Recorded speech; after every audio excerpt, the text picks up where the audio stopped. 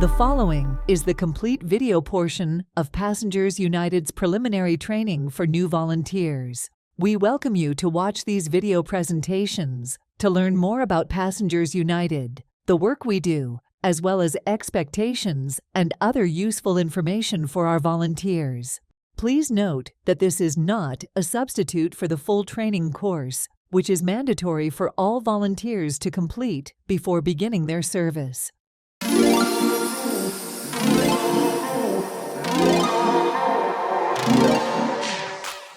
This is our preliminary training for new volunteers, and so this is very important. So we're very honored to have all of you here at Passengers United today.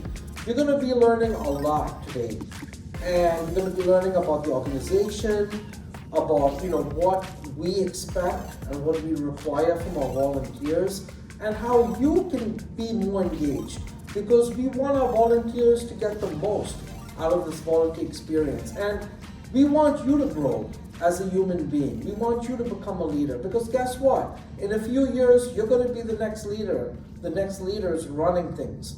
So Passengers United is not only here for you to volunteer, but we want you to lead. We want to train you to be a leader so you can go out in your community and help people and engage people and make transportation better. That's why we're all here. We're all volunteers. One of the most important things that I need all of you to understand is we don't care where you've been in life or what happened to you. We just want you to succeed. So for instance, there's some things a lot of people don't know about me. I spent 7 years in high school. 7 years in high school, guys. And throughout my life, I was in special education. I went to some really bad high schools. I saw some of my classmates get shot up, stabbed. I saw a lot of things in life that was really, really messed up. But I think what got me through life was just meeting the right people and always, going to the library, always reading and trying to do things different. But the people I was surrounded by, they always told me, "Oh, Charlton, why are you reading a book? Why do you want to learn how to write a book? Why do you want to learn how to use a computer?" So what we're about here at Passengers United is training leaders for the future. We don't only want you to come here and volunteer with us and say, "Oh, I volunteered with Passengers United. It was a great experience." No, we want you to get the most out of this experience. So maybe someday you want to do your own thing and you be a leader in something different. So my goal was always to open up a nonprofit organization, but I always thought it would be about education and something like that. But transportation's in my blood, I guess. And they say people, South Asian people, we're always helping people, we're always doing things. So I guess that's just, in my blood. But I've been a community advocate for 18 years. And I've been going to the MT meetings longer, I think, than Mr. X at the MT board meeting, longer than even all these other advocates came on board. So I'm a person of color. I live in Southeast Queens. I actually went to Park West High School, and then I went to Manhattan Comprehensive 90 High School, and I actually started out at Andrew Jackson High School, guys, which was really, really bad. I used to ride the Q77 bus. In fact, I think I got jumped on the Q77 a couple of times. We used to refer to the Q77 bus. It was crazy. Halloween, I had eggs thrown on me, all kinds of stuff. But growing up in life, I ended up getting a full scholarship to Marymount Manhattan College, and that was the first time I was ever exposed in my life to diversity. I didn't even know what diversity meant until I graduated high school. And my first job was working at Chase Manhattan Bank. I was working as a messenger on the trading floor for $4.25. And when I was working with these traders, my life changed, because I began to say to myself, wow, what the hell did I learn in high school? Nothing. So here I am, out there doing all these things. But when I was in high school, Manhattan Comprehensive 90 High School, before I graduated in 1997, I became involved with student government. And I was the vice president of the leadership, of the high school. And eventually, people saw that I was doing advocacy, I was doing all kinds of things, and I eventually got a full scholarship to Marymount Manhattan College. I was actually in the community leadership program, and we were supposed to be trained on how to be community leaders. The whole idea of that program was to train young people on how to build their own nonprofits. And what ended up happening was I experienced a lot of racism, discrimination. It was everything completely the opposite way. There was hardly any curriculum. In fact, we took over the program and we started doing our own leadership activities, like a homeless outreach night, helping the homeless. And I had people coming up to me, saying, I was in a business class, and this was like a big business class. And I had a professor come up to me and say, why do you want to do a business plan for a nonprofit? Maybe you should collect cans for the homeless or something like that. And I was always told by people that, certain things that I wanted to do in life or anything was too, what's the word I want to use? Too ambitious. So what I want to say to all the volunteers, the reason why I created Passengers United is because I felt we needed an opportunity in the community to give people, young people, an outlet, a place where they can practice their skills, become better leaders, and training. And Jack Narenberg, my vice president, God bless this man, because he's been able to do so much. And I was able to take this young man and train him into a leader and get him to understand things. So this is the goal with all of our new volunteers at Passengers United. We want you to think outside the box. We want you to be creative. We want you to, just because there's no solution to a problem doesn't mean we end it there. We go back and we say, okay, how can we fix this problem? How can we as a community come together to find common solutions? That's the type of thinking we need at Passengers United. We're different from all the other organizations, guys, because in the other organizations, they tell you what to do and how to do it. At Passengers United, we want you to think, right? We want to give you a place to grow as a leader.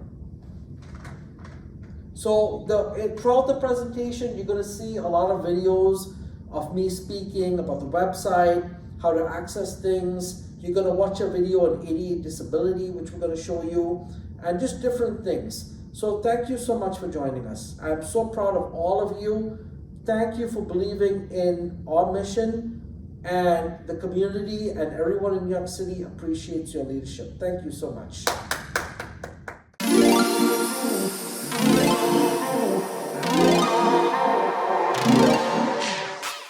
So our mission statement at Passengers United is very, very important. And the reason why all volunteers should know the mission statement of the organization is because how can you go out there and help the public if you don't even know our mission statement, right? So Passengers United promotes equity, accessibility, safety, and sustainability in our public transit through elevating the voices of the underserved and disenfranchised commuters by research, proactive leadership, and coalition building. That is so important.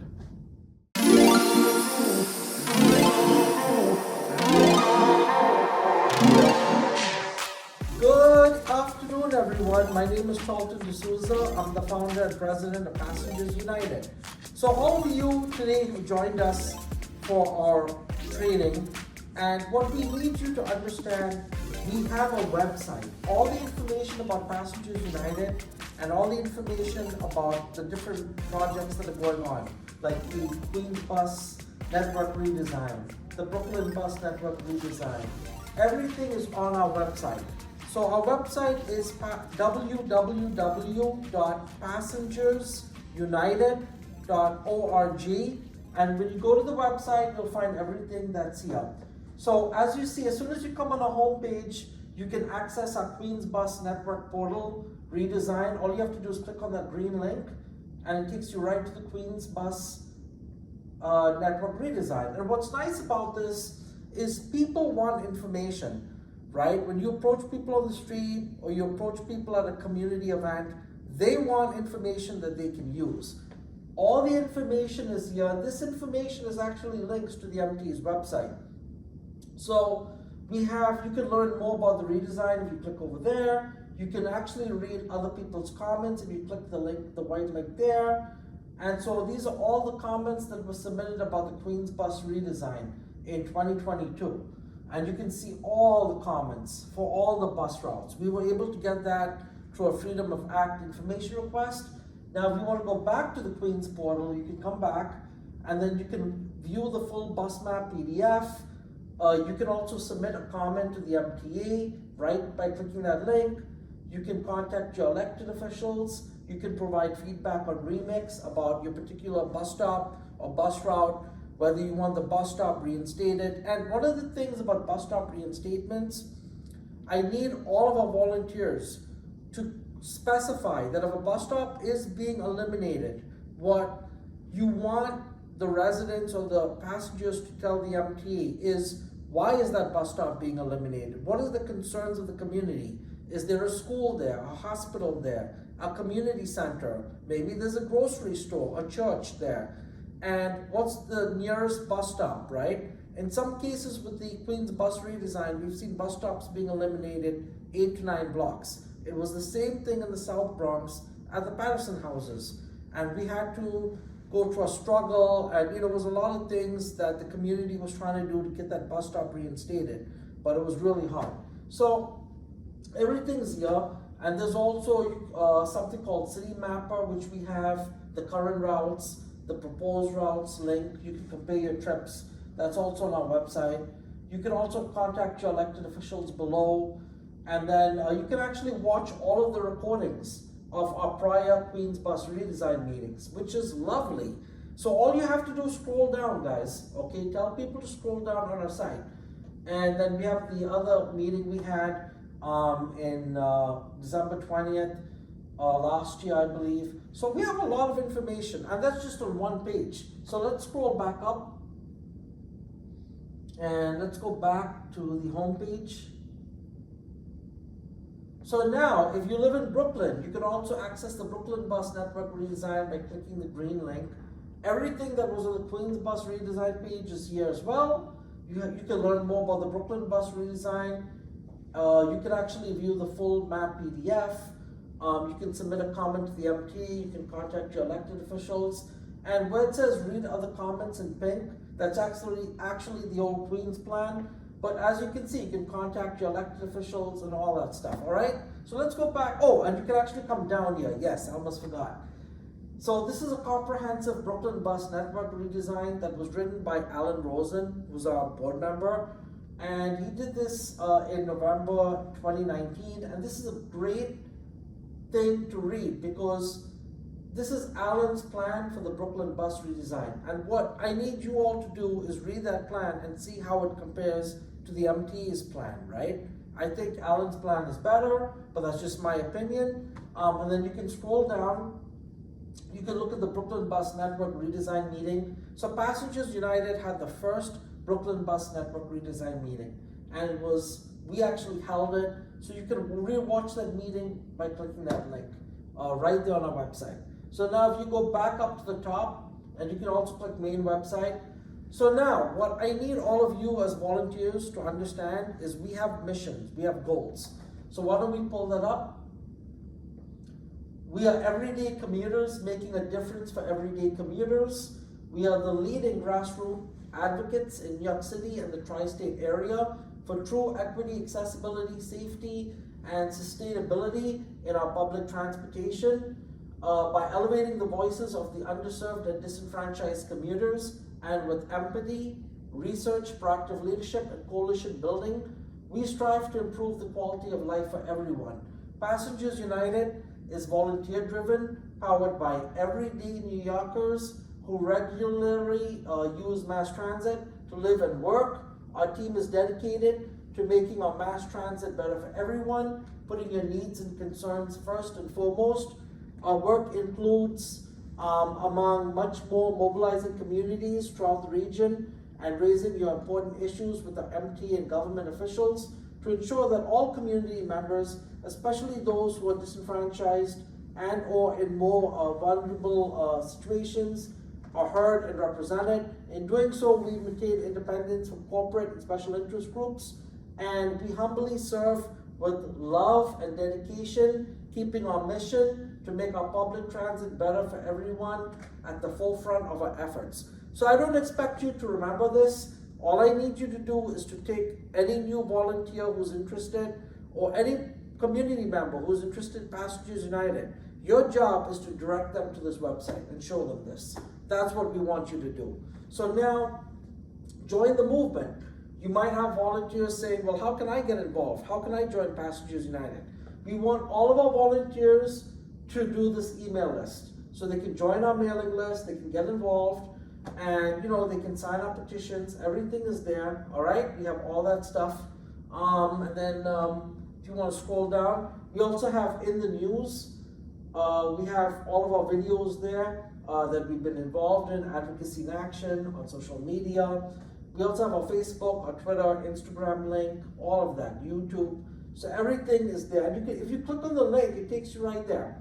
So this is an excellent website. Everything is there. We have all the information.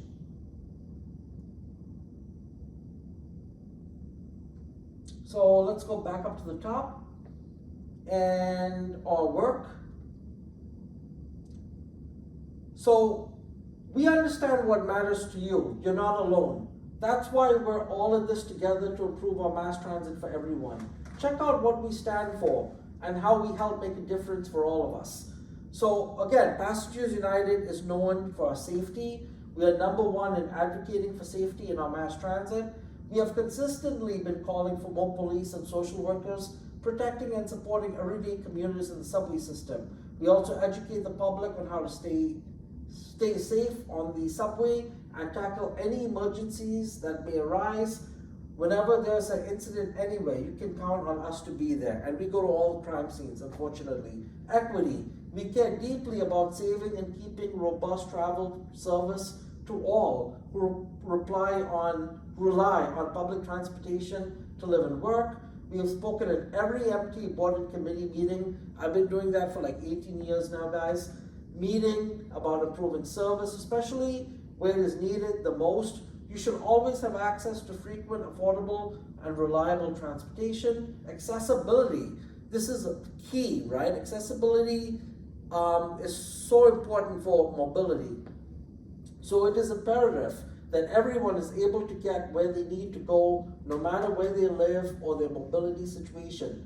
We advocate for more abundant and more reliable mobility infrastructure, such as elevators, escalators, ramps, tactical warning strips, and legible wayfinding. Sustainability. For our transportation to be sustainable, it must be secure and benefit everyone fairly.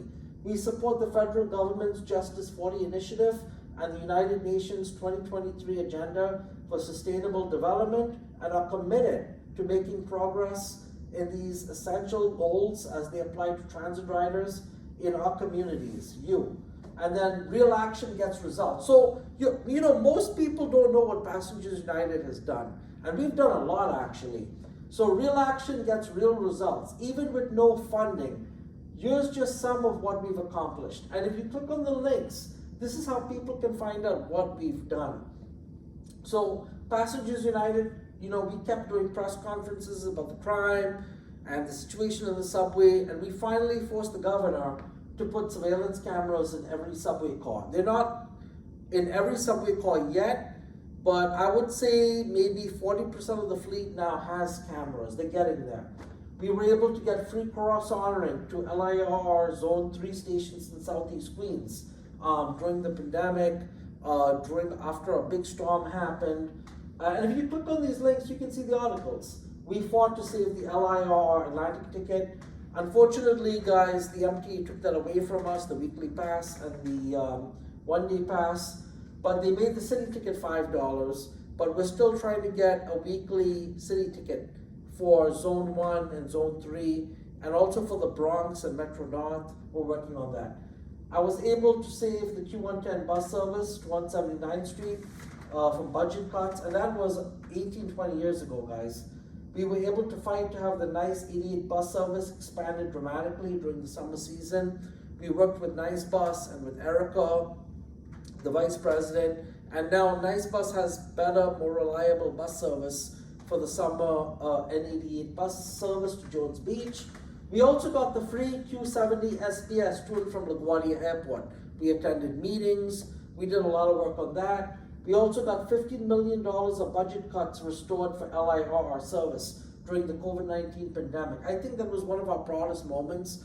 Matt Camper, all of us. In fact, I think that's how Jack Narenberg came to Passengers United, because of that very press conference. And he was motivated, and now he's our vice president. So, like I said, guys, you never know who's watching. Everyone is always watching you. So you want to be prepared. We also fought to have bus drivers put back on a substitute list to fill added missing runs. Our proudest moment, which we were able to do, was to get the Hollis LIR station audited by the city comptroller, Scott Stringer. And because of that work many years ago, now the Hollis station is finally getting redone. They're going to redo the platforms, they're going to redo the canopies, they're going to put in an elevator, they're going to put in ramps. So this is excellent, guys. And we've also been very good with raising the issue of bed bugs on the subways.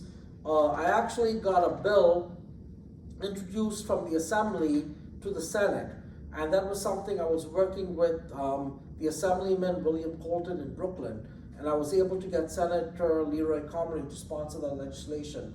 Unfortunately, it died in the Senate because of the MTA, but like I said, guys, never give up. Always fight for what you believe in, and that's what Passengers United is about. We're not controlled by big money. We have no affiliation to Riders Alliance. And Transportation Alternatives, Riders Alliance, all these other groups, they're doing their own thing. They're controlled by corporate interests. Us, we're all grassroots. We ride the subway, we ride the bus, we smell the urine, we smell the piss, the shit, we see the needles, all that stuff every day, guys. So this is as raw as it gets. So now we just go to the next one and join our team. So all aboard, we need volunteers. Join our team of ardent and hardworking stakeholders to help make a difference for the region's everyday commuters. And if you click apply now and meet our team, you can also do that there. So we have all the links, and I'm the founder, obviously. Jack Narenberg is there, he's our vice president. These are our board members, Danny Nankumar, he's our chair. And you should know who are, these people are my boss. Right? So I report to them. So Danny Nankumar is our chair, Sandra Martinez is our vice chair, Karina Nieves is our secretary, Paul Pereira is our treasurer, Alan Rosen is actually the former vice president of New York City Transit Bus Planning. So we have transit professional on our board. I cannot say that the other organizations, I don't know what they're doing, but all of the people here use mass transit. And they're committed to it. And so that's what we want, right? And these were all, people who came together. I didn't even know these people, but we all came together and we built a good, strong organization. So this is how things get done, guys. So never give up, believe in yourself, and support us. So we also, so let me scroll down before we get there. So open executive team positions, we have a lot of slots we need to fill. So we're looking for a vice president of the Long Island Railroad National County Express Advocacy. And it basically has a description, if you click on it, all there. We're also looking for, those positions have been filled, but general volunteers we're always looking for. We're also looking for a writers review media team. This is something that we're working on, and we're trying to put some young people together on that. And we also have things for student leaders. So for all my SUNY, CUNY, and all my Pace University people, we are seeking dedicated and talented volunteers who can intern with us. And what are we looking for with college interns? You're going to have a lot of, you're going to learn a lot of new skills. You're going to meet people. And in return, we give you a thank you letter, we give you a recommendation letter, and a certificate of achievement after completing our in-house leadership training. Honorary membership for a lifetime, plus consideration for future employment with us. So, Jack Narenberg, our vice president, he came to Passengers United just as an ordinary member. And then he got very involved, and now he's our vice president. So there's so many opportunities, guys. You just have to make the most out of it. And what I would say to new volunteers is you want to learn as much as you can while you're interning with us. You want to ask questions.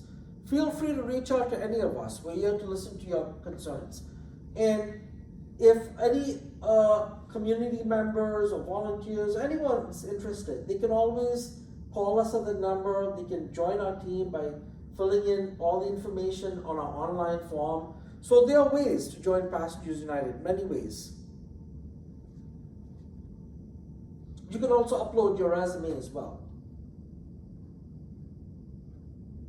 And we also have our Support Us.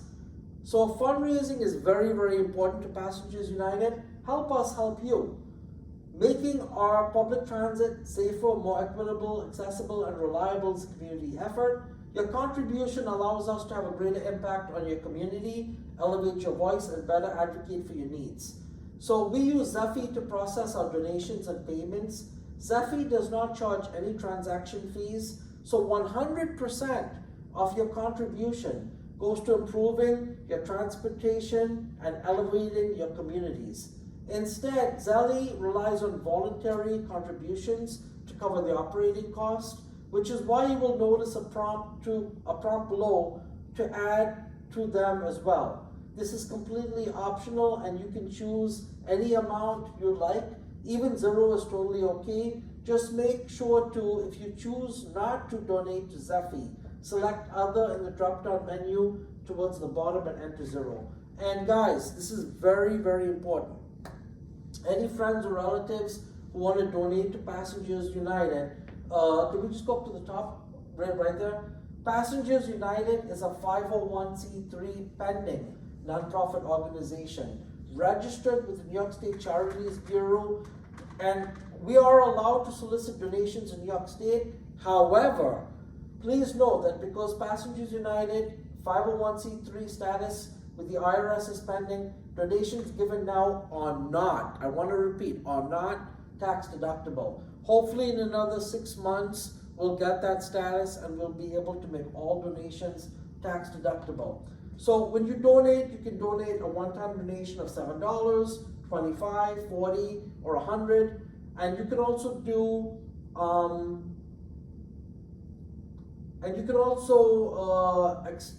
extend your impact. You can do a monthly donation, 50, 100, 60, and all that. That's how Zephy is set up. And you don't even have to go, you can also put in your own amount. So if you want to put in $2.90, you can do that. You can put $5 and make a one-time donation. And it's always good to start small. If you just want to do $5, $2, a one-time donation, that's fine. If everyone in New York City gave us $2.90, the price of a subway fare, a bus fare, imagine how much we'd be able to donate. And then additional information. How did you hear about Passengers United? And then you could just put, your comments there. You could make a donation to Zephy right there, and all that stuff. And if you're donating from a corporate organization or donation, we want to know about that. And then you would just enter the company's name, organization's name right there at the bottom, and then scroll up, please. And then you would just go to the payment method. You could put your card. And I actually did the first donation using my phone, guys, and it worked. So you can do this anywhere, and you don't have to make a donation to us. If you want to just volunteer, that's fine. We accept every help we can get. So soon we're going to be having our events posted up here, and we're working on that. So let's go to Rider Reviews News. And so we have a transcript of Alan Rosen's speech on the Brooklyn Bus Network redesign. So Alan was recently at the church in Brooklyn, and it was a great presentation that Alan did for the community out there. So we're very engaged.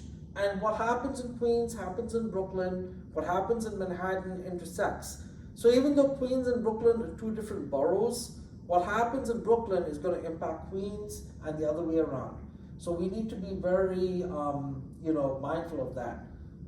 Segregation in transportation. Midtown Manhattan's new toll is the next stop in New York's long history of redlining, forced removal, and community disruption.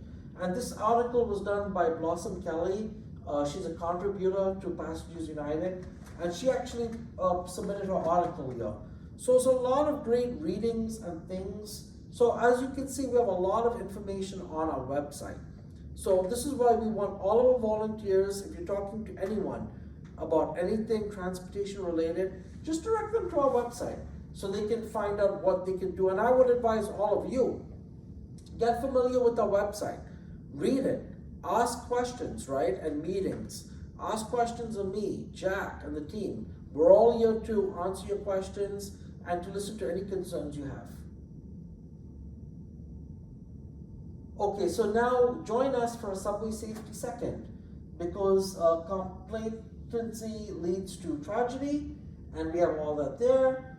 And as you can see, in the wake of our state emergency in the subway system, Passengers United has released a new educational campaign, Subway Safety Second, to help educate transit riders on how to stay safe while riding public transit, with a series of information, social media posts, short videos, and possible in-person engagement such as rallies, presentations, school assemblies, and more. We hope that transit riders will not just understand our safety tips, but remember them and incorporate them into their daily habits. These tips are especially important today, and they have the potential to reduce injuries and deaths, much like we've seen recently when they're followed and taken to heart. And you have all the stuff here. So, these are just all the interesting posters we have. Stand away from the edge of the platform. Don't look them in the eye. But guys, if someone's attacking you on the subway, look them in the eye, because you need to describe the suspect to the police. And then the best tip we have is on 10-car trains, the conductor is in the 6th car of the train. So this is something that's very good. On 8-car trains, the conductor is in the 5th car. The 7 train has 11 cars. The conductor is in either the 6th or 7th car. On the G trains and shuttles with fewer than 8 cars, the operator often does all the conducting from the very front or the back. So you have all that stuff there, guys. All right? So a lot of information we've given you. I think we've pretty much, we have petitions, yes. So provide better transit alternatives to Roosevelt Island commuters. Restore and expand LIR Atlantic ticket, which is now a city ticket. Restore and direct LIR Brooklyn service. And we got a lot of people signing these petitions. I think one of our biggest petitions, which Alan Rosen did, was oppose the MTA's plan to eliminate bus stops. And I think that affects everyone in every borough. So that's what we need our volunteers to direct people to. So people say on the street, how can I take action? How can I get involved? How can I help? Here's it right here, guys. It's all on our website. It's one-stop shopping. Everything is right there. That's the easiest thing for our volunteers. And a couple of things. Let's get in touch for media inquiries. And this is something that we want all of our volunteers to be mindful of. If the media comes to you and they want to talk to you, direct the media towards either me or Jack. And we would strongly suggest to have the media call us at this number. They can also fill out the online form and they can talk to us. We don't want volunteers talking to the media because sometimes volunteers mean well, but sometimes they might give the wrong information. So if you're talking, as a private citizen, that's fine. But if you're talking on behalf of Passengers United, we strongly recommend that you either come to me or Jack, or you have the media call this number, and then we can respond to them in a professional way with an accurate answer or an accurate comment to whatever situation is happening.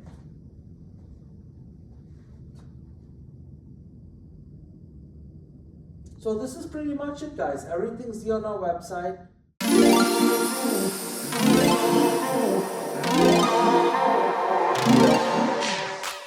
So you're probably wondering, as a new volunteer or an existing volunteer, what are our public positions on safety? Most of you know we've been very active on this issue, so I want to make it very clear to all of our volunteers and community stakeholders. We support our first responders who go into very dangerous situations in the subway system and are severely understaffed. You guys have no clue what happens in the subway system. Most times in the transit police, there's maybe only 9 police officers doing the overnight tour. They are severely staffed, even in police precincts throughout the city right now. A lot of police officers are leaving. So sometimes when you call 911 and you're waiting for a police officer to respond, don't be surprised if the 911 operator is asking you a ton of questions, because what they're trying to do is they're trying to prioritize that call and they're trying to break it down. So if it's a call for an emotionally disturbed person, that's not going to be on the high priority list. But if it's a call for a robbery in progress or for a shooting, that's going to be, the big thing. So many transit riders and workers have been pleading for greater police protection in the subway system. We echo their pleas. In fact, we've been organizing, we've been doing a lot of things. We go to a lot of the crime scenes. That's what we've been known for at Passengers United. When 911 calls come in, police need to respond within 3 minutes. That's our goal, not 15 to 20 minutes. I've actually been in situations where we had a man who was trying to commit suicide at the 34th Street Herald Square subway station. I kid you not, 45 minutes went by, no one came to help us. And the man had no shirt on, he was going to touch the third rail. It was a very scary situation. And we had to entice him with a $20 bill. True story, to get him out of the track bed. Very scary situation. So we've been calling for the deployment of 400 social workers in the subway system on 2 shifts. And remember, how many subway stations we have? 472 subway stations. I want to repeat that again. 472 subway stations. Trains operate 24 hours a day, 7 days a week. So, the social workers have to have training on how to handle and diagnose EDPs. And in most cases, police are not authorized to hospitalize EDPs. What are EDPs? Emotionally disturbed people involuntarily. So right now, we want the social workers to have training to handle and diagnose EDPs. In most cases, police are not authorized to hospitalize EDPs involuntarily and get them the help they need. So a police officer cannot go into a subway station and say, you sleeping on the bench, or if someone's acting out crazy, they have to take them, they have to get a sergeant to come, and they really have to get a clinician to make the determination to get them out. The only time a police officer can take someone to the hospital is if they have attacked someone, if they're disrupting train service, if they're jumping on the tracks trying to commit suicide, only then can they take them out. So it gets very dicey, and it involves a lot of layers of the NYPD. So one of the things at Passengers United, we've been saying, the MT's rules of conduct needs to be enforced properly. We shouldn't see people holding the gate open at subway stations, allowing people to offer swipes. Those things should not be permitted. We shouldn't see people jamming up the MetroCard machines so they can open the gate and sell swipes. We don't want that in the subway system. We don't want people, sleeping who are soiled. And this is something that I've gotten into controversy with elected officials. A lot of times you'll have elected officials who will say, Charlton, what is wrong with the homeless individual sleeping on the subway system to warm up? Well, guess what? The first day, on day 1, it might be fine. On day 2 or day 3 and 4, when that individual's off his or her medications, and they start acting out, and they start going crazy, I'll give you an example where they start acting out, they start harassing people, they become really erratic, where they're just running up and down the platform, talking to themselves, mumbling to themselves, cursing people out.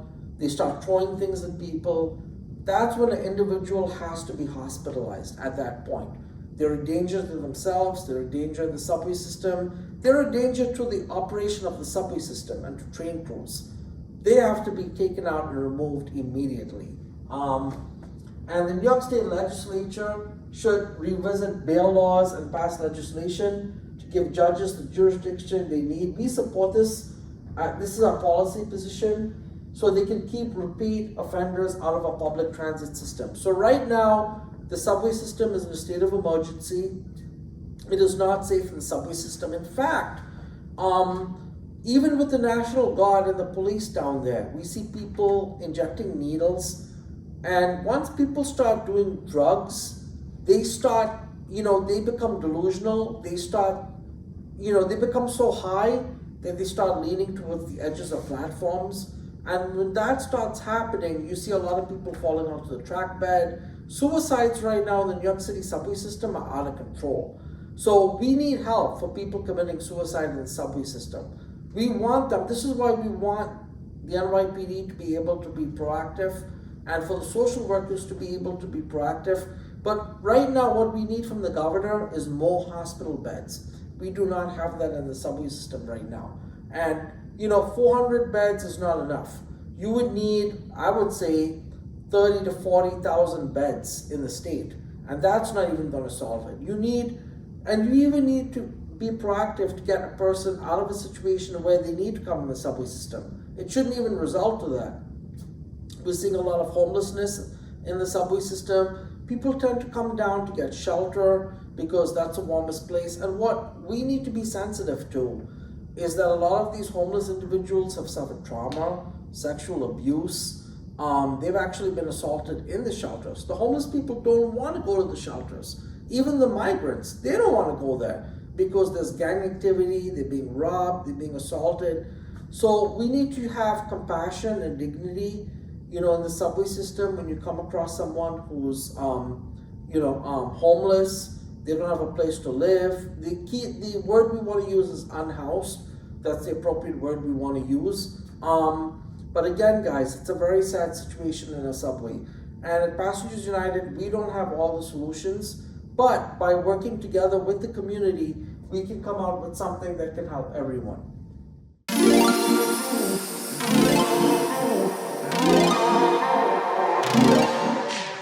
In addition to safety, equity is one of the primary things that Passengers United strives to advance. You may have heard some other prominent voices in the transportation advocacy field in New York also call for greater equity in transportation, yet their actions show that they demonstrate a lack of understanding of the subject. Therefore, it is critical that, as volunteers and advocates for transportation equity, we are as well versed as possible, as well as open to new ways of thinking that can improve our work for the public. Let's start with a basic question. What is equity? Equity, a term used frequently in the social sciences, transportation planning, and policymaking, is defined by the Oxford English Dictionary as the quality of being fair and impartial. In other words, equity is about giving everyone a fair and proportional chance to thrive so that no one excessively benefits at the expense of others. Unlike equality, where everyone gets the same amount of resources, with equity, everyone is given what they need to thrive in the same capacity. But how does this general understanding of equity apply to transportation? In the context of transportation planning and policymaking, equity, in summary, means accounting for all populations in decisions around their transportation and providing fair access to it. Greater access to transportation often means greater access to employment, and so more equitable transportation allows for decent job opportunities for everyone. More often than not, equity is discussed concerning public transit. It typically involves providing decent transit to those who do not have them, giving them equivalent benefits such as commuting options and reliable service to those who already have them, and making sure that those who rely on transit are accounted for and served well by it. Many factors contribute to inequities, particularly those involving transportation, including location, race, ethnicity, gender, age, ability, illness, and class.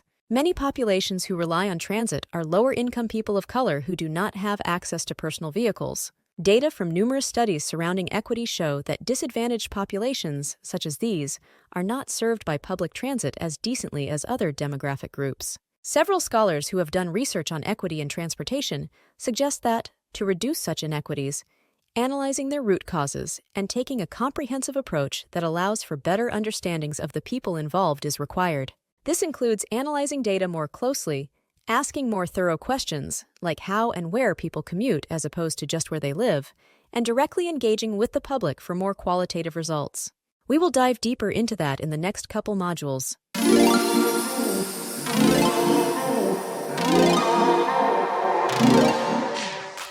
As we have established in the previous module, Our job at Passengers United is to not only advocate for the needs of the ridership, but to prioritize and elevate the needs of those who are disadvantaged and/or in more vulnerable situations, no matter how they are. We do so by bridging the gaps in equity, not only with regard to community engagement, but also the ways in which equity is approached by decision-makers at the MTA, city, and state governments. The Civil Rights Act of 1964 prohibits discrimination on the basis of race, sex, religion, or national origin. In the Civil Rights Act, Title VI establishes that no person in the United States shall, on the ground of race, color, or national origin, be excluded from participation in, be denied the benefits of, or be subjected to discrimination under any program or activity receiving federal financial assistance. Transportation agencies like the MTA and New Jersey Transit receive federal funding and are thus subject to Title VI. While Title VI outlaws discrimination and provides a level of accountability for it, it barely paves the way for equity to be advanced within these agencies.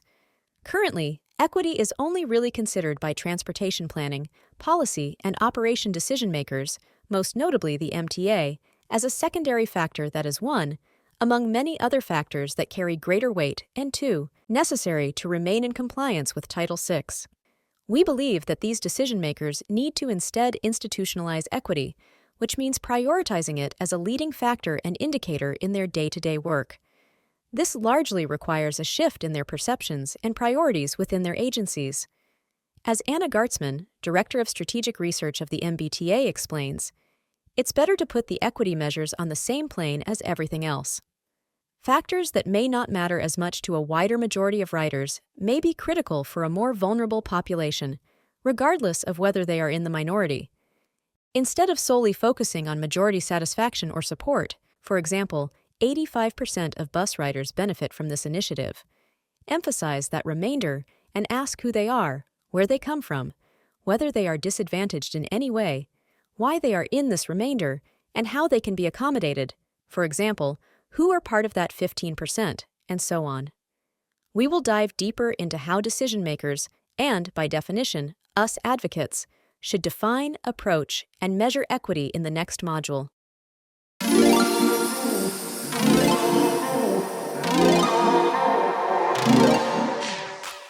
The specific ways in which equity should be measured are dependent on each situation. However, the same guiding principles should be kept throughout. First, as Anna Gartzman, Director of Strategic Research of the MBTA, says, put the equity measures on the same plane as everything else. Define the populations of interest, which will be subjective for each situation, as well as the impacts that transportation planning, policy, and operation decisions would have on those populations. Focus on both the short-term and long-term impacts and goals. The short-term goals should be about harm reduction, while the long-term goals should focus on building a better system. For any initiative, follow these steps.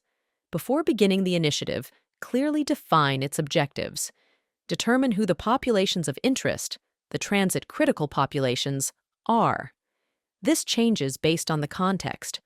Only then, measure how the objective of the initiative would be satisfied for each population. Specify any vague terms. Understand that the answer for one population may, and will most likely, be different than that of another. Also, understand that, while one population may be in the minority, their needs bear at least the same importance as the needs of the majority, especially if they are more vulnerable. Do not undermine the needs of the minority because they are in the minority. Let's use the redesign of a bus network to illustrate how this process of measuring equity should be done. Before beginning the initiative, clearly define its objectives. The goal of a bus network redesign is to improve bus service. Determine who the populations of interest, the transit-critical populations, are. In the context of redesigning a bus network, the transit-critical populations are people of color, people in low-income households, seniors, and people with disabilities. Only then, measure how the objective of the initiative would be satisfied for each population. What would it mean to have better bus service for blank? fill in the blank for each population individually. So you would answer, what would it mean to have better bus service for people of color? And so on. Specify any vague terms. What does better mean in the context of redesigning a bus network? A better network is competitive with car travel. Then answer the question of what that means for each population individually. Understand that the answer for one population may, and will most likely, be different than that of another. The competitiveness formula is different for seniors and people with disabilities than it is for able-bodied people. The measurement system needs to account for what it means for transit to be competitive for these groups, even if those with disabilities make up less of the total population. All throughout, make sure to properly engage and empathize with the public and, particularly, the populations of interest to gather data. We'll touch on more of that in the next module.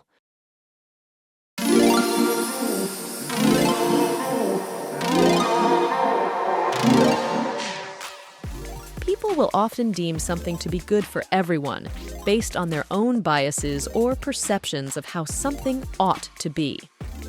This kind of advocacy work, called performative equity, when it's done in the name of equity, which tends to be the case, is typically ineffective because it doesn't properly incorporate the needs of the people, if at all, or result in solutions that benefit everyone fairly. In fact, disadvantaged populations are often adversely affected because of this. Passengers United was formed largely to bridge the gap in representation for disadvantaged communities who have consistently lacked it in the many transportation decisions and initiatives that affect them, because the MTA and other existing advocacy groups have been practicing performative equity. We intend to change that by instead practicing authentic equity, by empathizing with the people we serve, listening to their needs with an open mind, lifting their voices, and centering them in our efforts. Instead of just being there for the people and speaking for them, with authentic equity, we are there with them. By practicing authentic equity, the people trust and support us because they feel validated by us. Those who practice performative equity see those who don't support a particular plan, policy, or change, typically one that they support, as their opposition, quickly jumping to that conclusion. As we do the important work of practicing authentic equity, it is important to make the distinction between someone who disagrees because they are on the opposing side and someone who disagrees because they are silently suffering and would be adversely affected if we don't factor in their input, and would provide us with a greater understanding. In her book, Inclusive Transportation, a Manifesto for Repairing Divided Communities, Veronica Davis, a member of the United States Department of Transportation's Advisory Committee on Transportation Equity, provides a general idea of the people we are guaranteed to encounter, both as advocates and decision-makers, and the questions we should keep in mind as we work with them. First, there are the people in power.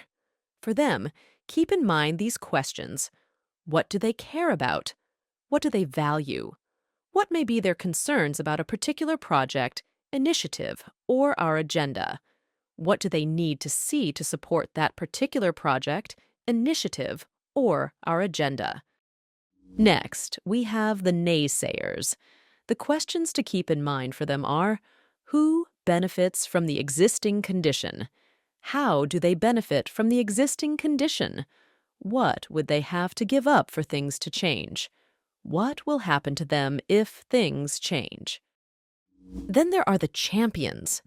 For them, keep these questions in mind. Who wants something different? Why do they want change? What is the outcome they desire? And last, but certainly not least, we have the silently suffering. For them, keep these questions in mind. Who is being hurt by the existing condition? Who could be hurt if you make or advocate for a change without their input?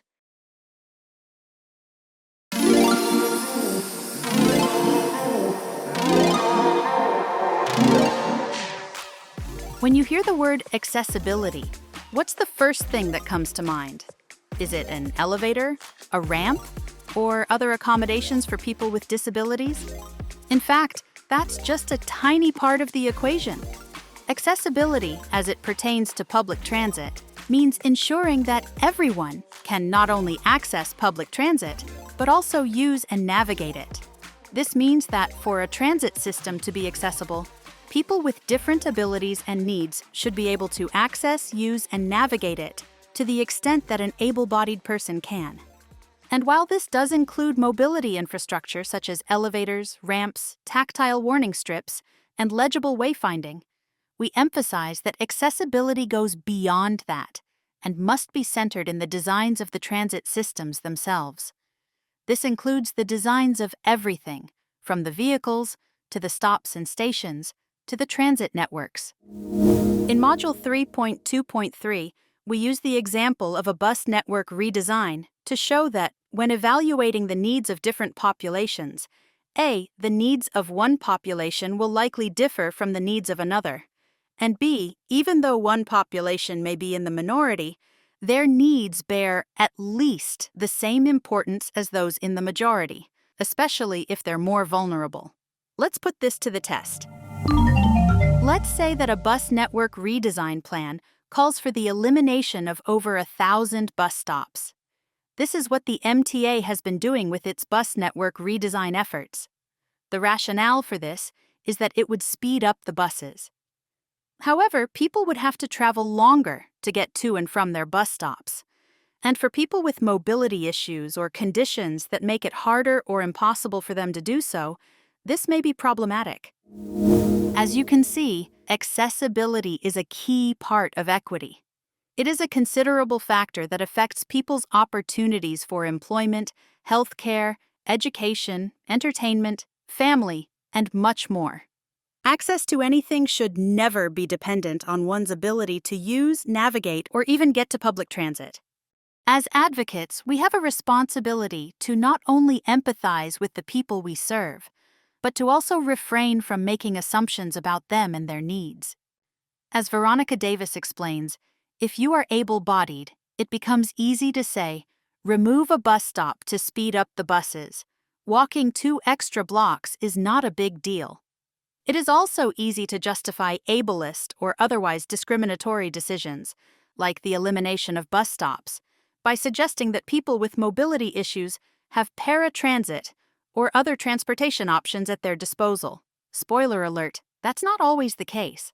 We must step out of our biases and misperceptions about how other people live their lives and how their needs would best be met. Solutions should always be focused on making the system work for everyone, not segregating it. And to achieve those solutions, we must first and foremost demonstrate empathy, humility, and an open mind as we work with the people, learn their needs, and elevate their voices. The next module, Module 3.3.2, is about understanding and accommodating people. In 2019, the MTA released a training video for its bus operators on how to understand and best accommodate people with different abilities and needs. The link to that video is in the description. Watch the video and consider how the lessons in it apply to our work as transportation advocates. Recall what you've learned in Module 3.3.1.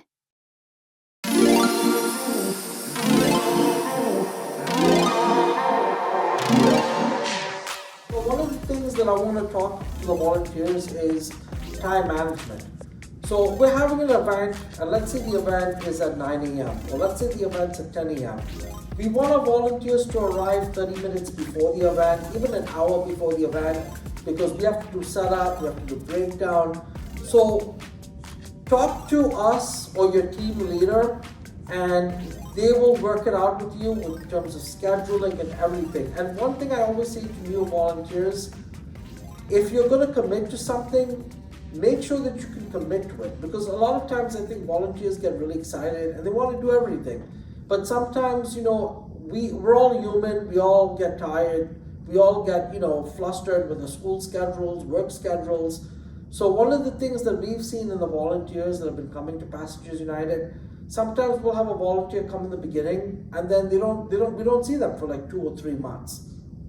So we want volunteers to work a very realistic schedule and just tell us, we're very understanding. If you can do 1 hour a week or 4 hours a week, that's fine.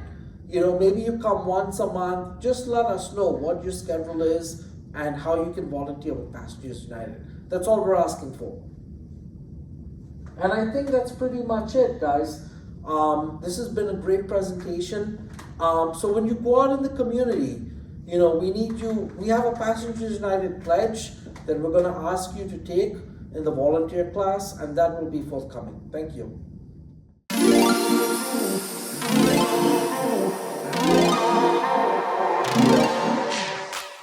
All right, so subway safety tips for our volunteers and transportation tips in general. So whenever our volunteers are outside at an event, maybe you're in a subway station talking to people, maybe you're at a bus stop, we need you to consider safety and always work in numbers. Never go anywhere alone. We don't encourage that.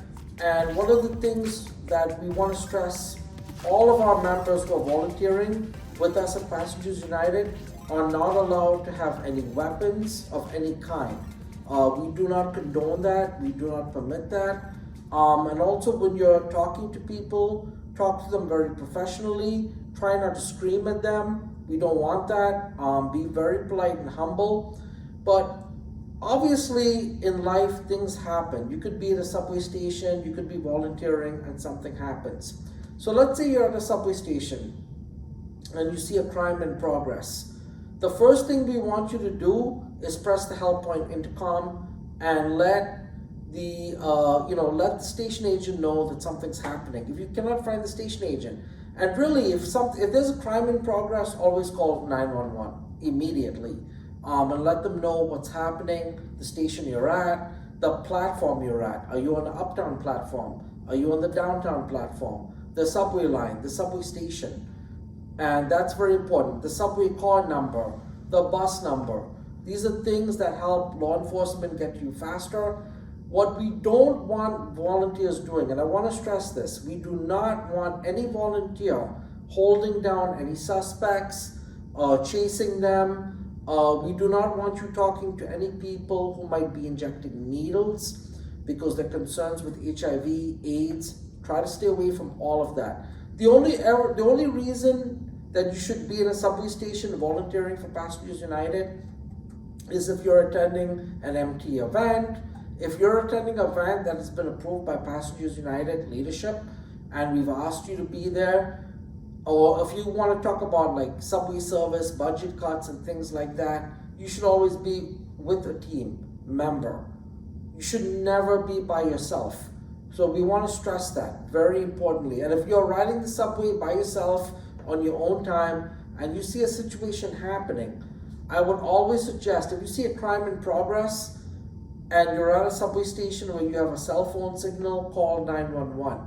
If you are on a subway train inside the tunnel, the first thing you want to do, if you're on the newer legacy trains, on the newer trains, you want to press the help point and notify the conductor what the car number is. Very important. Always want to have the car number, the station, and the direction of travel. So you want to tell the conductor, I'm in car 9756, and there's a man with a knife, or whatever it may be, right? Now, if you're in the subway car and somebody has a knife, what I would strongly suggest, move to the next subway car to notify the crew. Do not do it in the same subway car, because then the attacker could come after you or whatever, right? And just some common sense subway tips. When you're riding the subway system, you always want to eyeball everyone that's coming onto the train. And you want to look for trouble before it happens. So what are red flags in the subway system? If you see someone coming through a subway car, opening the door, why are they doing that, right? That's a red flag right there. Maybe the other car didn't have air conditioning and maybe they're switching over in the summertime, that's fine. But if you're on a subway car, on an isolated car, and you see an individual walking through the subway car, looking at everyone's cell phones, what does that tell you?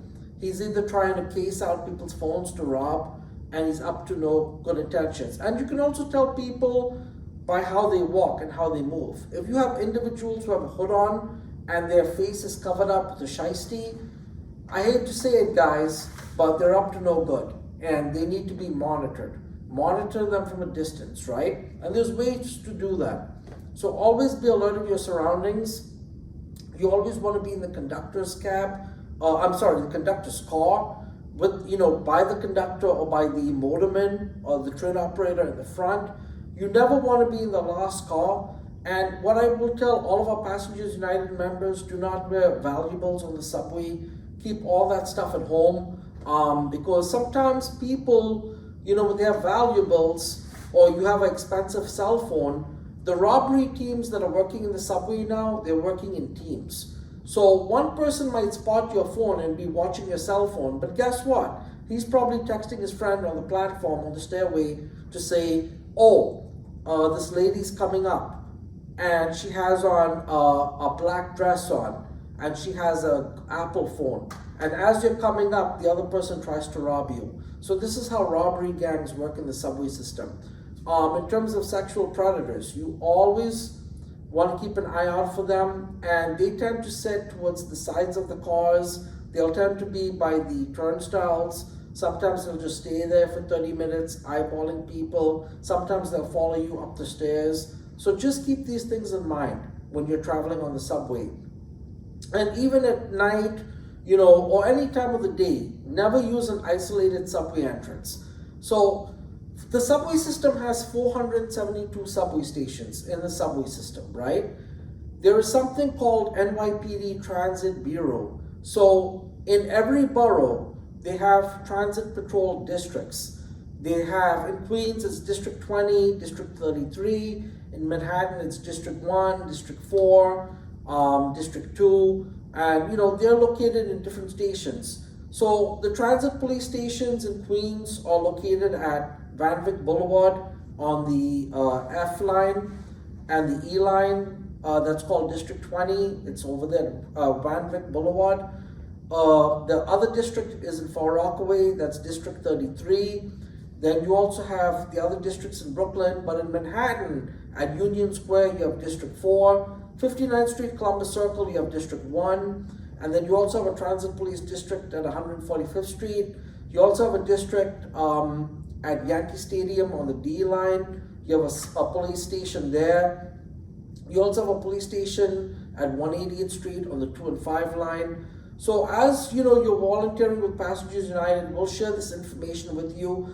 But I think in order to help people in the subway, the first thing you want to do is get 911 on the phone. Sometimes notifying the conductor and the train operator could actually delay response, because sometimes, the RCC, the Rail Control Center, will tell the train crew, radio for police en route, and that doesn't help the situation. So always call 911, give them an accurate description.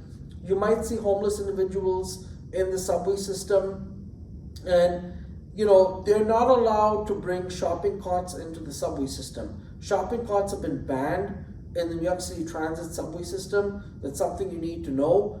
And the other thing is, a lot of times you might encounter MetroCard vending machines that are broken. So what we say to our volunteers, if you don't have the fare to pay to get in, do not, and I want to stress this, do not jump the turnstile under any circumstance. You want to find the station agent, tell the station agent what the problem is, and let the station agent buzz you in, if possible. But again, guys, we don't want our volunteers ever jumping turnstiles. That's not what we support. Other organizations support that crap, but we do not support that at Passengers United. Everyone has to pay the fare. If you don't have the fare, there are other programs we're going to educate you guys on called Fair Fares and all kinds of different programs in the subway system. And the other thing is, we know that some women carry mace with them. I would be very cautious about that. And one of the things, the reason why the NYPD doesn't want us holding down suspects in the subway or chasing people is because you never know. That individual could have a weapon, a knife. That individual could, have a needle with them and poke you with it. You never know. There's a lot of things going on in the subway system. And a lot of these emotionally disturbed people are very strong, they're very violent. So that's why let the police do their job. And another thing, if you see a police encounter going on, where the police are stopping someone, questioning them, or holding down a suspect, stay away from the police. Give them their distance. Let the police officers do their jobs. Do not come up on them. Do not interfere with them. They are serving out a lawful process, and we have to respect that process. Whether we agree with it or not, let the police do their jobs. And then the other things I want to stress was always be careful on subway trains. Sometimes there are bed bugs on the seats. We know blood, feces. Look where you're sitting and look where you're going in the subway station. When you walk down a subway entrance, especially if it's isolated at night, make sure you know what street you're on and make sure you're going in the right subway station. And this is just general advice, right? Anytime you're entering anything, you want to make sure that you're safe. And if someone does attack you, look them in the eye, because you want to know, you want to have a description of that suspect. That's very helpful to the police. And if you can record that encounter, fine. Most times you can't because you're so busy. But if you have to run away from a suspect, try to get that guy to run under a surveillance camera so that we can get an image of the guy or the woman or whoever's involved. And the other thing I would say, if you're in a subway station and you see a group of suspicious individuals in a stairway and you're by yourself, go up and turn around and get out. Don't go down, because they could be trying to mug you, they could be trying to rape you, or whatever the situation is. So just use common sense. Common sense goes a long way in the subway station, and I think being proactive, and if you're tired, sometimes we're all tired, I've been guilty of that, right? And always stand up. Standing up keeps you alert. And one of the things, the reasons why people get robbed in the subway and things happen to them is because they lose focus of situational awareness. Situational awareness is very important in the subway system, especially now. So whenever you enter a subway station or you're working in a particular area, you want to know where are the exits, you want to know what the help points are. And if you're volunteering for Passengers United, you want to know who the station agents are, right? You want to have a relationship with the cleaners, the station agents, because that's important. And also, if there are stations with conditions like 27th Street and 7th Avenue, we've had a lot of problems there. 34th Street, Herald Square. What other stations I can think of? 110th Street, Central Park North, that's a bad station. 7th Avenue, 53rd Street, 5th Avenue, 53rd. These are stations where drug users tend to be. So again, be super cautious when you're traveling. And if somebody wants to pick a fight with you, you want to diffuse the situation and get out of that situation as fast as possible. And getting out of a situation doesn't mean that you're weak. It doesn't make you lesser. It actually makes you smarter, because you're trying to get out of a bad situation before it escalates and gets even worse. So always, use your head when you're in the subway. Think, be proactive. That's what we want our volunteers to do. We're giving you a lot of safety tips for our new volunteers, but all of the information is on our Subway Safety Second page. And again, save your scalp. See Subway Safety Second Tip 5. Use common sense. Check out Subway Safety Second. Again, we're going to show you how to find and navigate all these things on our website. It is so important.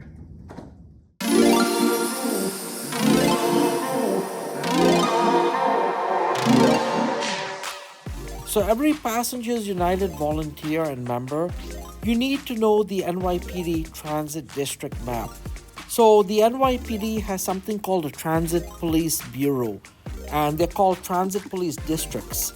So for instance, on this map that you're looking at now, this is a subway map, but as you can see, if you look on the purple under the 7 line, it says NYPD TD District 20.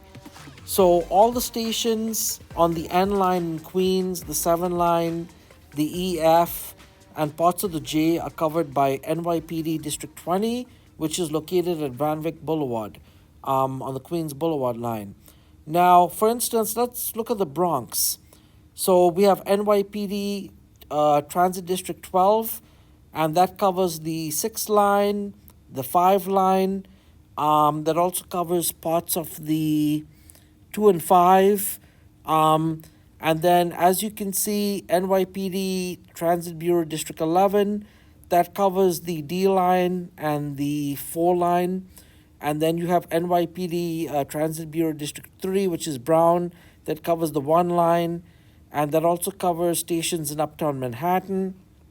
Then in Manhattan, you have District 4, which covers Harlem, the Upper East Side, and parts of Midtown East. That's NYPD Transit District 4. And then you have NYPD Transit District 1, which covers all the stations on the Upper West Side. Midtown West, you have all those stations. Then in downtown Lower Manhattan, you have NYPD Transit District 2, which is at Canal Street. So NYPD Transit District 1 is at 59th Street, Columbus Circle. NYPD Transit Bureau District 2 is at Canal Street on the AC and E line. District 4 is on the N, R, Q, and W, 4, 5, and 6 at 14th Street. So in Brooklyn, you have NYPD Transit District 30. That is at Hoyt Schermerhorn Station, I believe.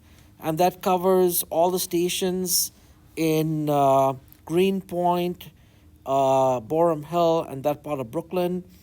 And then in East New York, you have NYPD Transit District 33, which is at the East New York subway station on the A and the C, J.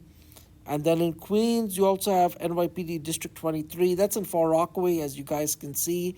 You have that there. NYPD Transit District 32 really covers all the stations at Crown Heights, Utica Avenue, Brownsville.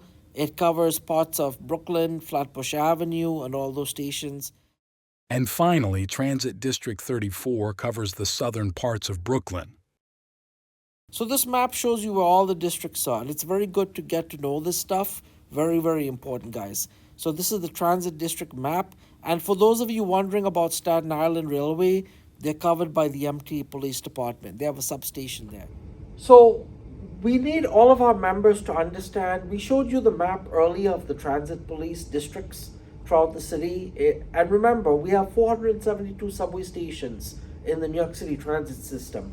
So what you guys need to know is that every transit police district is like a police precinct upstairs. So as you know, as you might not know, police precincts are broken into sectors. So the same thing applies to subway stations. And you also have a neighborhood coordination officer, or they're called NGOs or NCOs, and they're basically police officers for each sector. Let's look at each transit district. Transit District 1 is split into 3 sectors. It mainly covers portions of the Upper West Side and Midtown, as well as the Lexington Avenue 63rd Street station on the F and Q lines. Transit District 1 is located at the 59th Street Columbus Circle station on the 1A, B, C, and D lines. Transit District 2 is split into 3 sectors. It covers all of Western Manhattan from 34th Street down, as well as all of Lower Manhattan from Canal Street down. Transit District 2 is located at the Canal Street station on the A, C, and E lines. Transit District 3 is split into 3 sectors. It covers all of Western Manhattan from 96th Street up, as well as all stations on the 1 line in the Bronx. Transit District 3 is located at the 145th Street station on the A, B, C, and D lines. Transit District 4 is split into 3 sectors. It mainly covers all of Eastern Manhattan from 125th Street down to East Broadway on the F line. Transit District 4 is located at the 14th Street Union Square station on the 4, 5, 6, L, N, Q, R, and W lines. Transit District 11 is split into 3 sectors. It covers all B, D, and 4 line stations in the Bronx, as well as the 138th Street and 149th Street Grand Concourse stations. Transit District 11 is located at the 161st Street Yankee Stadium station on the BD and 4 lines. Transit District 12 is split into 3 sectors. It covers all stations on the 2, 5, and 6 lines in the Bronx. Transit District 12 is located at the East 180th Street station on the 2 and 5 lines. Transit District 20 is split into 4 sectors. It covers all stations along the Astoria, Flushing, and Queens Boulevard lines, the J and Z lines in Queens, the G line in Long Island City, as well as Roosevelt Island and 21st Street Queensbridge on the F line. Transit District 20 is located at the Briarwood station on the E and F lines. Transit District 23 is split into 2 sectors. It covers all stations on the A line in Queens, including the Lefferts Boulevard branch, Aqueduct Racetrack, Aqueduct North Conduit Avenue, Howard Beach, Broad Channel, and all stations in the Rockaways. Transit District 23 is located at the Rockaway Park, Beach 116th Street station on the A line, which is also served by the Rockaway Park Shuttle. Transit District 30 is split into 3 sectors. It covers all stations on the G line in Brooklyn, as well as many stations in northwestern Brooklyn on the 2, 3, 4, 5, A, C, F, and R lines. It also covers the DeKalb Avenue station on the B, Q, and R lines, but does not cover the Atlantic Avenue Barclays Center Station complex. Transit District 30 is located at the Hoyt-Schermerhorn Street station on the A, C, and G lines. Transit District 32 is split into 3 sectors. It covers the Atlantic Avenue Barclays Center Station complex. From there, it covers the rest of the 2, 3, 4, and 5 lines in Brooklyn, the B and Q lines up to Cortelyou Road, and the D, N, and R lines up to 25th Street. It also covers all stations on the Franklin Avenue Shuttle, except its northern terminus at Fulton Street. Transit District 32 is located at 960 Carroll Street, just 3 blocks away from the Franklin Avenue station on the 2, 3, 4, and 5 lines. Transit District 33 is split into 3 sectors. It covers all stations on the J, L, M, and Z lines in Brooklyn, the A and C lines from Kingston Throop Avenues to Euclid Avenue, the Grant Avenue station on the A line, as well as the rest of the M line in Queens from Seneca Avenue to Metropolitan Avenue. Transit District 33 is located at the Broadway Junction station on the A, C, J, L, and Z lines. And lastly, Transit District 34 is split into 3 sectors. It covers the rest of the B, D, F, N, Q, and R line stations in southern Brooklyn. Transit District 34 is located at the Coney Island, Stillwell Avenue station on the D, F, N, and Q lines. So Staten Island Railway is covered by the MTA Police Department. They patrol all the stations, and they do that in coordination with NYPD precincts. And then the Long Island Railroad, Metro North, they're covered by MTA Police Department, and they also have police districts as well. What's your transit district? Who are your NCOs? Find out by going to bit.ly/NYPD Transit.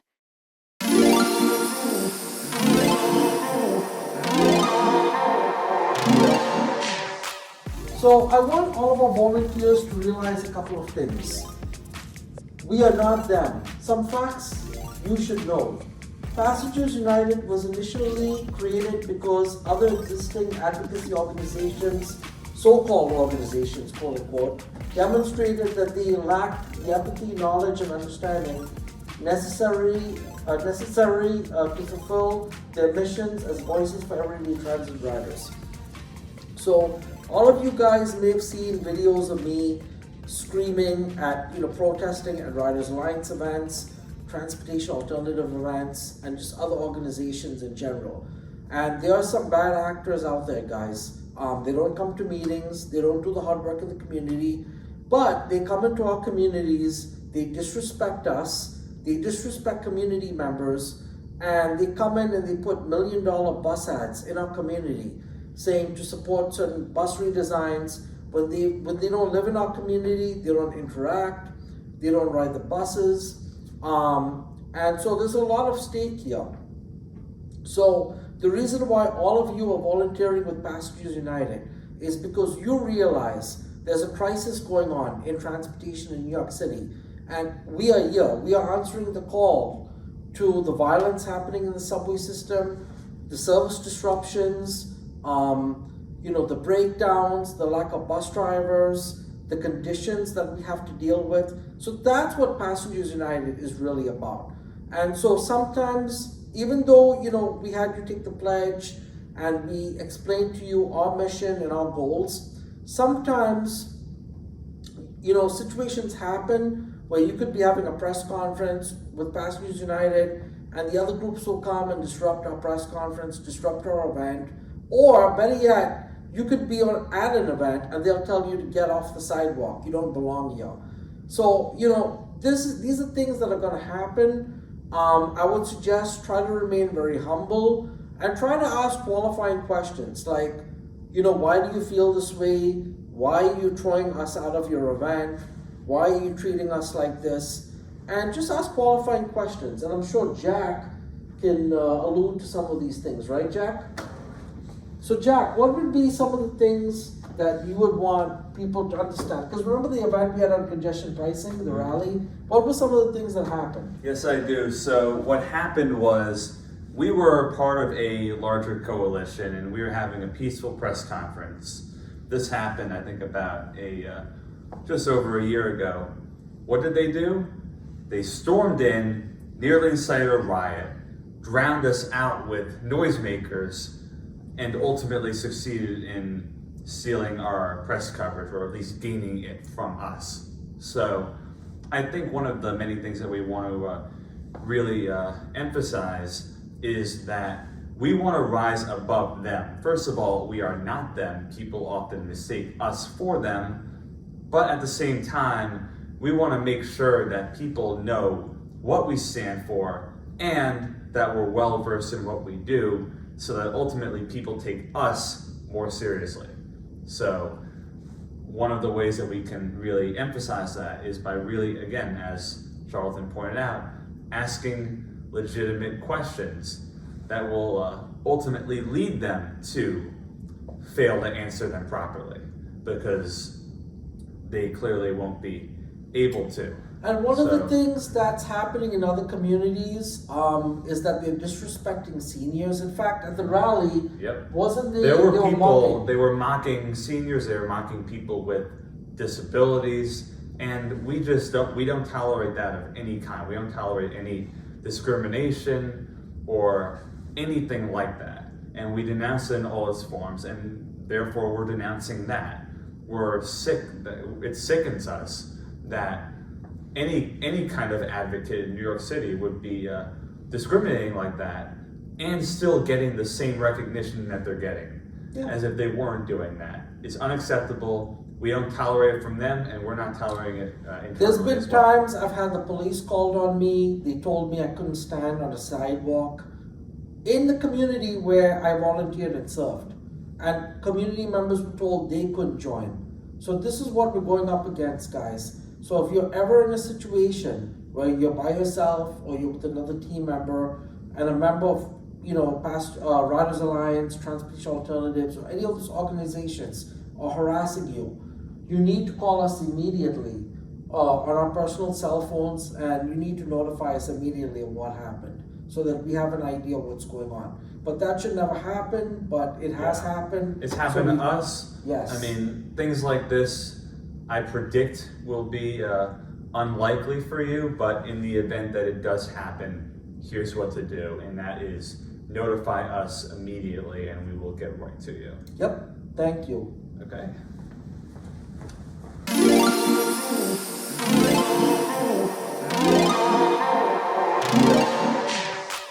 Pledge. As I begin my service as a volunteer representative for Passengers United, I pledge to uphold the mission and core principles of this organization. We want you to treat people with respect, dignity, and empathy. We want you to embrace diversity in all forms. We want you to listen to the concerns of the communities we serve with an open mind. That is so important. And we want you to act honestly, humbly, and professionally throughout your service to our communities and the larger world. So come on everyone, I need you to say it with me now. We're going to do the pledge together. We have our hands up here and we're pledging. As I begin my service as a volunteer and representative of Passengers United, I pledge to uphold the mission and core principles of this organization. To treat people with respect, dignity, and empathy, to embrace diversity in all of its forms, to listen to the concerns of the communities we serve with an open mind, to act honestly, humbly, and professionally throughout my service to our communities and the larger world. Welcome to the Passengers United family. We're all here and we're so honored that you're joining us.